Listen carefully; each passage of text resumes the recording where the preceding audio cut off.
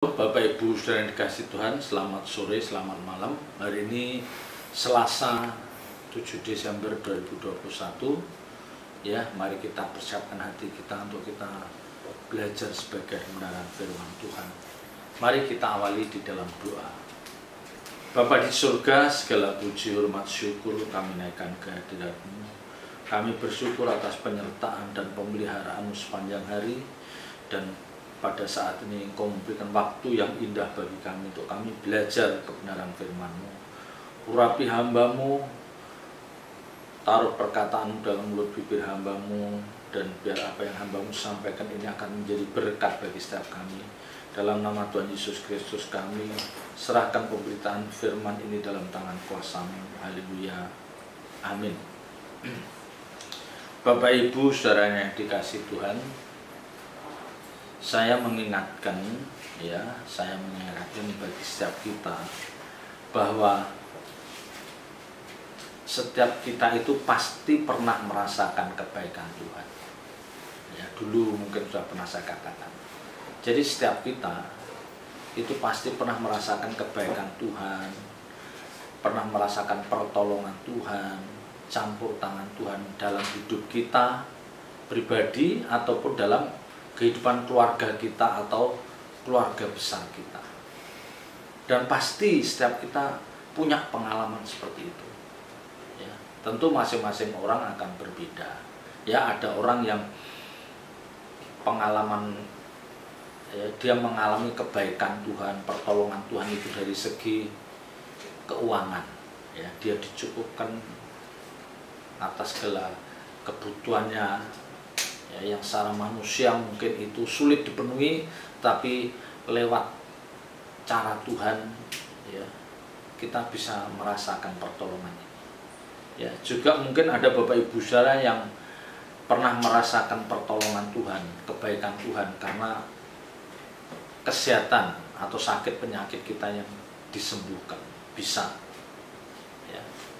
Juga mungkin ada di antara Bapak Ibu saudara yang pernah mengalami pertolongan Tuhan karena masalah keluarga kita itu terselesaikan dengan baik karena pertolongan Tuhan. Nah, ini mestinya Bapak Ibu saudara, mestinya ini harus ada di dalam ingatan, di dalam benak orang percaya, Bapak Ibu saudara dan saya.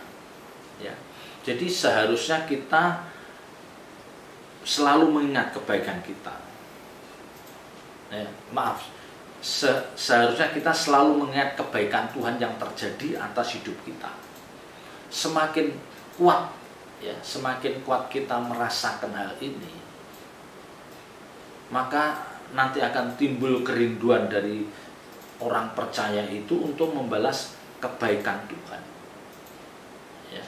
Jadi orang-orang yang bisa merasakan, bisa merenungkan kebaikan Tuhan, pertolongan Tuhan yang dia alami, ya, itu pasti dia akan merindukan bagaimana dia bisa membalas cinta kasih Tuhan itu. Nah, demikian juga sebaliknya, orang yang tidak pernah merasakan kebaikan Tuhan, padahal dia sudah ditolong oleh Tuhan beberapa kali, tapi rupanya dia tidak punya, ya, dia tidak bisa mengingat kebaikan Tuhan itu. Kecil kemungkinan dia akan membalas kebaikan Tuhan itu. Ya. Tentu membalas dalam hal ini, ya, membalas hal ini tentu dengan cara yang pantas, yang bermartabat, yang itu pasti akan menyenangkan hati Tuhan. Ya. Kita tahu bahwa Tuhan itu pencipta langit bumi seisinya. Ya. Jadi Tuhan itu punya segalanya. Kalau kita ingin membalas kebaikan Tuhan itu jangan nunggu kita kaya terus mempersembahkan sesuatu terus menjadi kebanggaan kita dan keluarga, jangan. Ya. Karena pada prinsipnya Tuhan itu sangat kaya akan segala sesuatu itu. Yang dibutuhkan bukan itu, tetapi yang dibutuhkan apa? Keinginan, kerinduan kita yang tulus itu membalas kebaikan Tuhan. Itu yang dirindukan. Ya, kalau toh kita ingin mempersembahkan sebagian dari harta kita, ya tentu itu disalurkan lewat orang lain yang memerlukan, dan itu pun kita harus digerakkan oleh Roh Kudus. Ya, jadi siapa-siapa yang pantas kita tolong, siapa-siapa yang pantas kita bantu, tentu kita dalam pimpinan Roh Kudus. Tidak bisa asal sembarang orang kita bantu, kita tolong, yang akhirnya justru membuat orang-orang yang sering kita tolong itu menjadi orang yang pemalas, karakternya buruk. Ya, tidak boleh. Ya. Jadi menolong orang pun itu harus dalam komando Tuhan, supaya tidak salah sasaran. Nah, paling tidak Bapak Ibu Saudara, saya mengatakan paling tidak dalam satu keluarga atau dalam satu keluarga besar itu harus ada orang-orang yang bisa mengingatkan hal ini. Ya, jadi ada sosok yang memiliki kepekaan ini. Ya, misalnya dalam satu keluarga itu, ya, ayah, ibu, dan kedua anaknya atau keempat anaknya, atau dalam satu keluarga besar itu, ya, kita ada keluarga besar, ada 7 atau 6 keluarga besar, ya, itu bisa puluhan orang itu, ada satu atau beberapa sosok yang memiliki kepekaan untuk mengingatkan, ya, betapa Tuhan telah berbuat baik pada setiap kita. Ya, sekalipun, ya, sekalipun mungkin keadaan rumah tangga kita saat ini memprihatinkan. Mungkin keadaan rumah tangga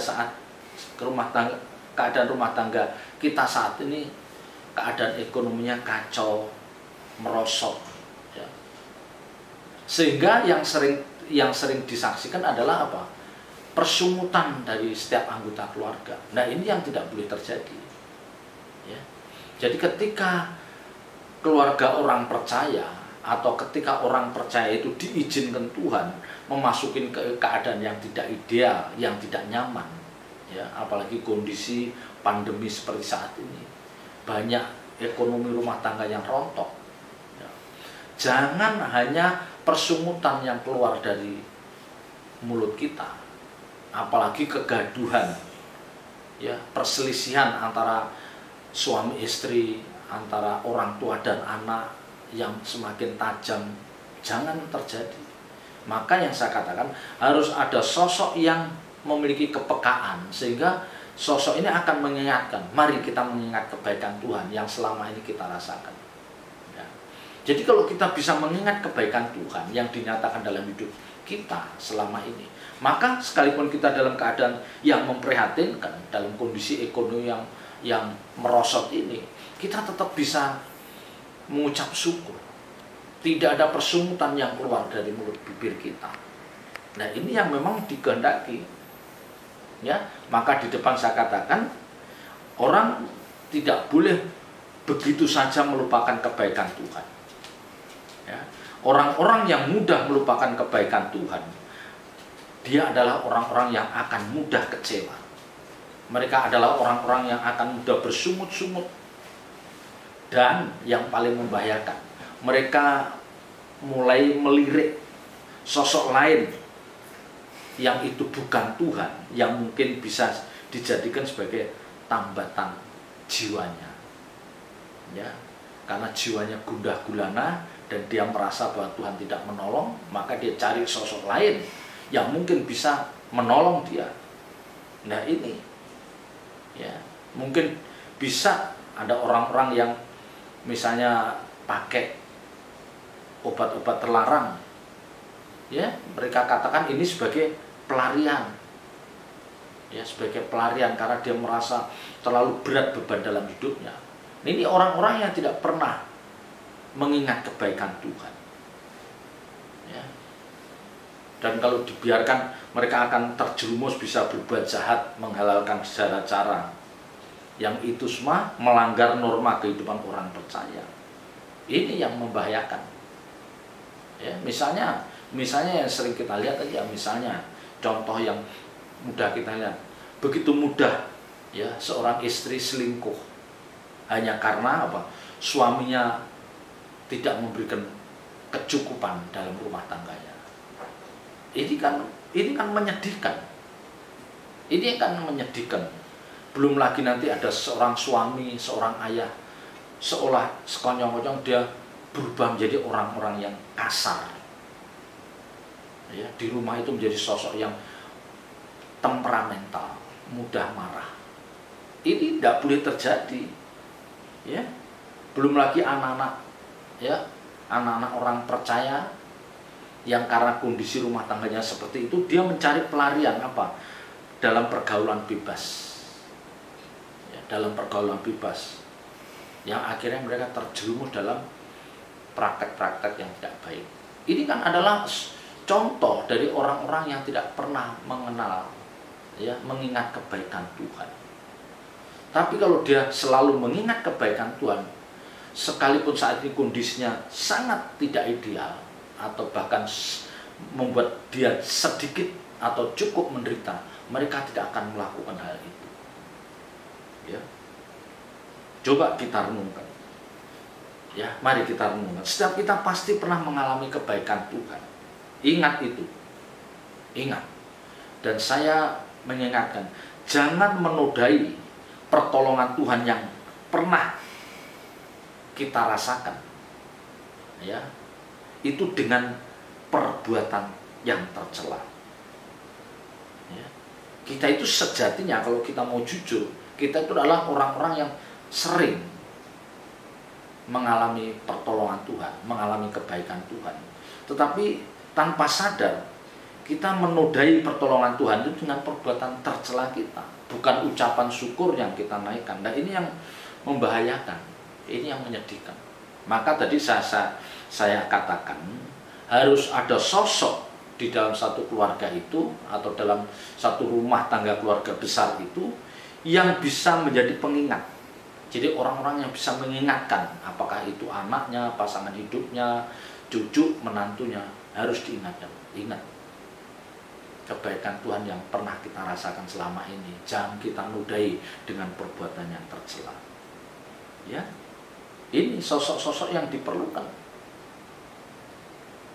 Tidak ada orang yang tidak pernah mengalami kebaikan Tuhan. Tidak ada orang yang tidak pernah mengalami pertolongan Tuhan. Siapapun mereka. Masalahnya adalah bagaimana dia memiliki kepekaan untuk menangkap hal itu. Dan bagaimana dia selalu mengingat kebaikan Tuhan itu di dalam hidupnya. Dan akhirnya membangkitkan kerinduannya untuk bisa membalas kebaikan Tuhan itu. Dan itu yang penting. Itu yang penting. Ya. Jadilah Bapak Ibu Saudara, jadilah Bapak Ibu Saudara menjadi salah seorang yang selalu mengingatkan. Ya, mungkin di keluarga besar saudara, di keluarga saudara, di lingkungan di mana saudara tinggal, dekat orang-orang yang saudara kasih. Kalau ada orang-orang yang cenderung mudah bersungut-sungut lah, yang dia mau keluar dari norma kehidupan orang percaya, ingatkan.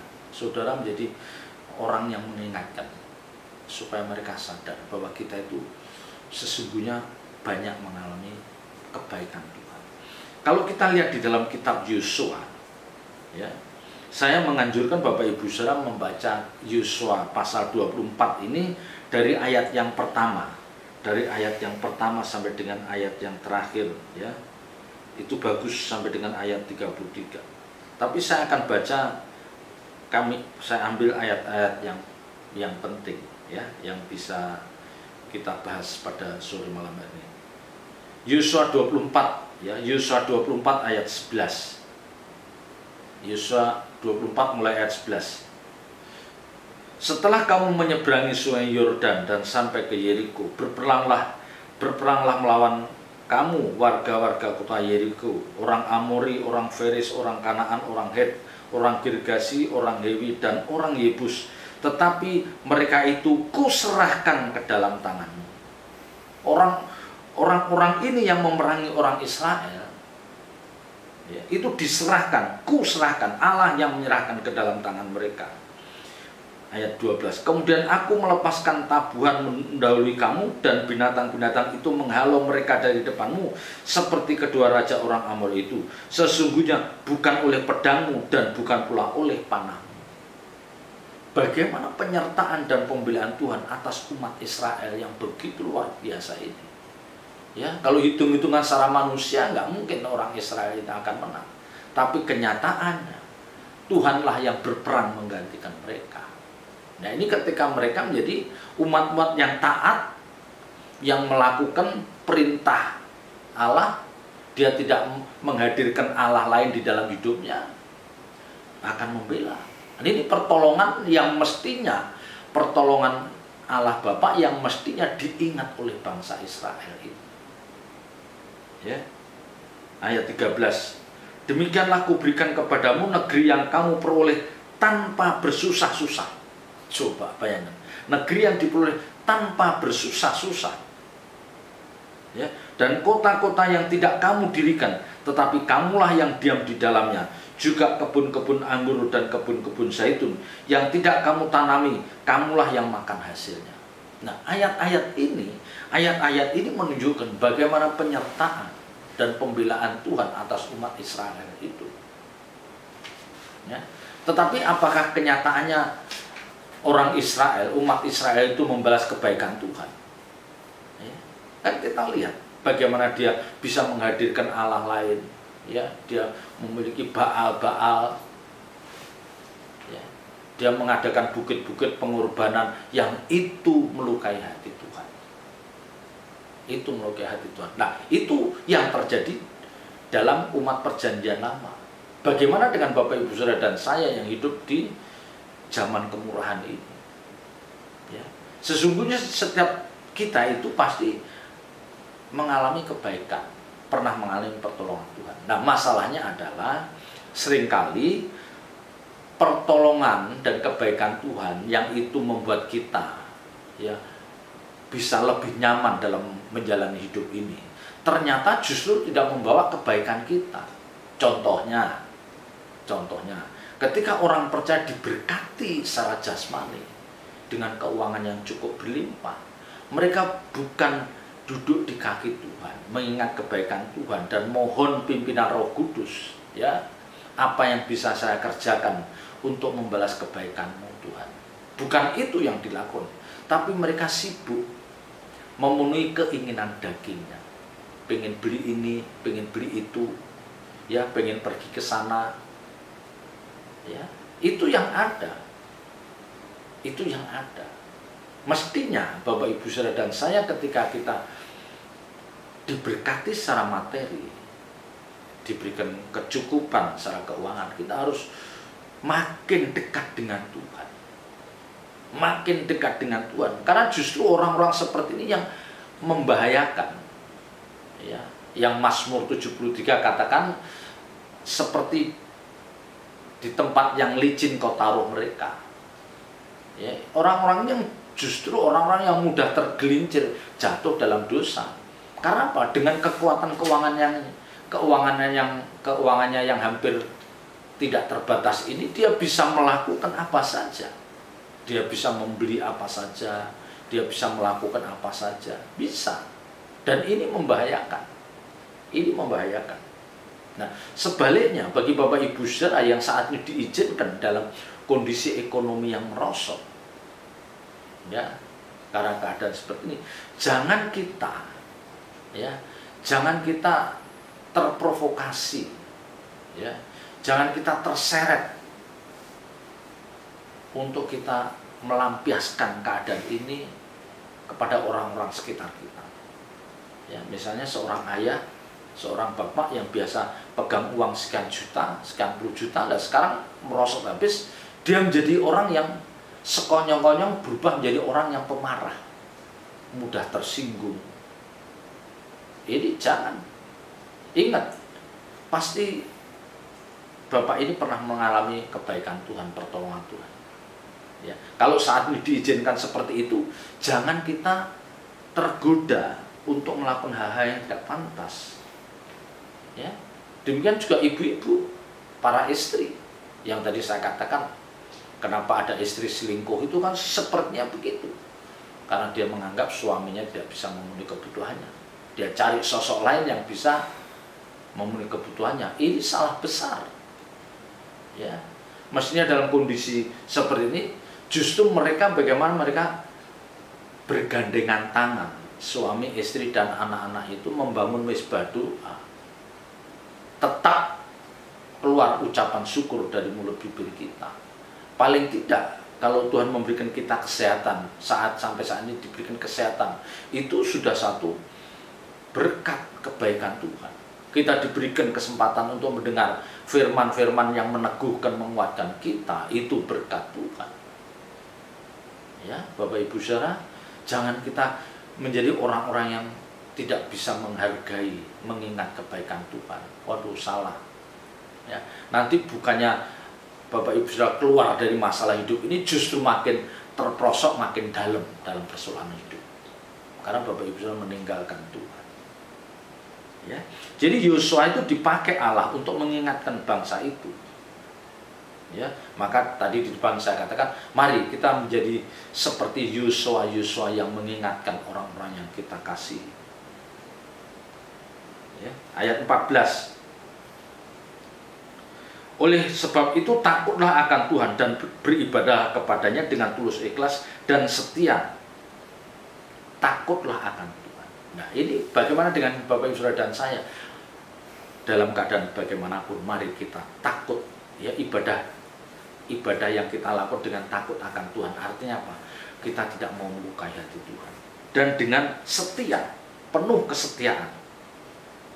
Ya, beribadah kepadanya dengan tulus, ikhlas dan setia.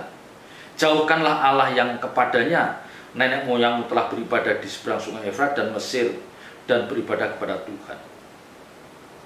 Ya, jadi kita menjauhkan keinginan dunia, keindahan dunia yang mengganggu kita, kita singkir, kita jauhkan. Kita mau fokus, kita arahkan mata rohani kita hanya kepada Allah Bapa, Tuhan Yesus Kristus. Ayat 15. Tetapi jika kamu anggap tidak baik untuk beribadah kepada Tuhan, pilihlah pada hari ini kepada siapa kamu akan beribadah. Allah yang kepadanya nenek moyangmu beribadah padang sungai Efrat atau Allah orang Marui yang negerinya kamu diami. Tetapi aku dan seisi rumahku, kami akan beribadah kepada Tuhan. Nah, Yusuf masih pilihan. Oke, kalau kamu menganggap bahwa Allah itu menjadi sosok yang akan bisa menolong kamu, silahkan kamu beribadah ke sana. Tapi aku, ya, tetapi aku dan seisi rumahku, kami akan beribadah kepada Tuhan. Artinya, Yosua dan seisi rumahnya tetap memfokuskan bagaimana dia bisa selalu dalam persekutuan dengan Tuhan, duduk di kaki Tuhan, mendengar suara Tuhan. Ya, jadi Bapak Ibu Saudara, keadaan yang sulit ini, jangan kita tergoda kalau ada keluarga atau pihak lain, dia akan mencari uang dengan cara yang akhirnya meninggalkan persekutuan dengan Tuhan. Kita jangan ikut-ikut. Kita memang harus bekerja mencari uang, tapi persekutuan dengan Tuhan jangan kendor. Jangan kendor. Kita tetap yakin, ya, sekalipun seolah-olah Allah tidak menolong, seolah-olah Allah menyembunyikan wajahnya dari kita, tapi kita tetap dan terus mencari Dia.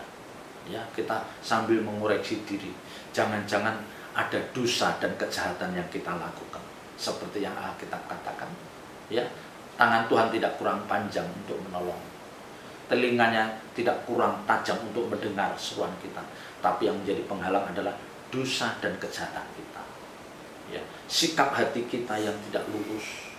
Ya, pikiran-pikiran kita yang belum bersih, itu bisa jadi penghambat untuk Tuhan menolong kita. Ya, olehnya mari Bapak Ibu Saudara, setiap kita merenungkan kebaikan Tuhan dan kita bangkitkan gairah dan hasrat kita untuk membalas kebaikan itu. Sekalipun mungkin keadaan kita saat ini tidak ideal atau kurang ideal secara ekonomi, tapi percayalah, kalau kita tetap dan terus mencari Tuhan, Tuhan akan memberikan jalan keluar, pertolongan yang tidak pernah kita bayangkan. Ya, selamat berjuang dan menemukan Tuhan. Tuhan Yesus memberkati. Bapa di surga, meteraikan firman-Mu dalam setiap hati kami, dan kiranya Engkau berikan kami kekuatan. Terpujilah nama-Mu kekal selama-lamanya. Dalam nama Tuhan Yesus Kristus kami berdoa dan mengucap syukur. Haleluya. Amin.